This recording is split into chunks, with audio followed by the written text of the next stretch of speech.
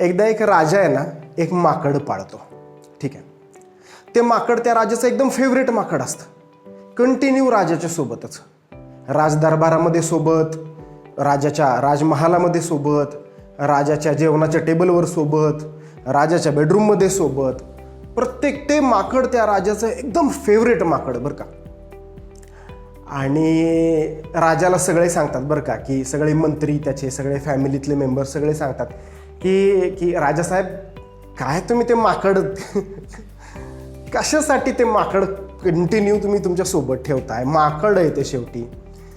पण तो राजा म्हणतो की नाही, माझा त्या माकडावर फार जीव आहे, मला ते माकड फार फार आवडतं आणि मी मला ते माकड कंटिन्यू सोबत हवंच आहे. ठीक आहे. त्या माकडाचा पण त्या राजावर खूप जीव असतो बरं का. गाईज, हे बघा, हा मुद्दा समजून घ्यायचा प्रयत्न करा बरं का तुम्ही. त्या माकडाचा सुद्धा त्या राजावर खूप जीव असतो, नाही अशातला भागच नाहीये. बघा बरं का, मुद्दा समजून घ्यायचा तुम्ही प्रयत्न करा.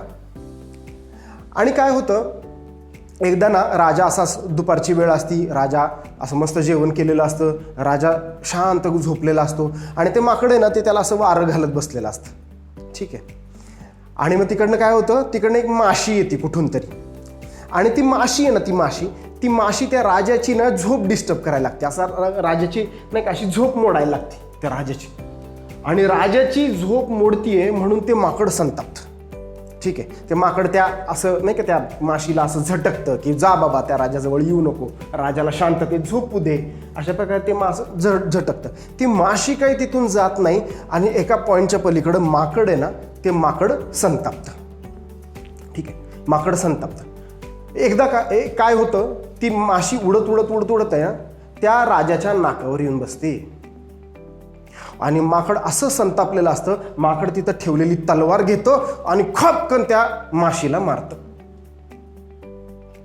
माशी बसलेली असते राजाच्या नाकावर.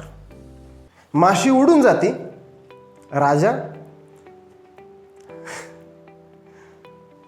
राजाचा कार्यक्रम होतो. बघा, इथे तुम्हाला एक गोष्ट लक्षात घ्या. मी तुम्हाला आधी काय म्हटलं होतं की माकडाचा सुद्धा राजावर खूप जीव असतो. पण ते शेवटी माकड आहे रे, ते शेवटी माकड आहे. तुम्ही मुद्दा समजून घ्यायचा प्रयत्न करा.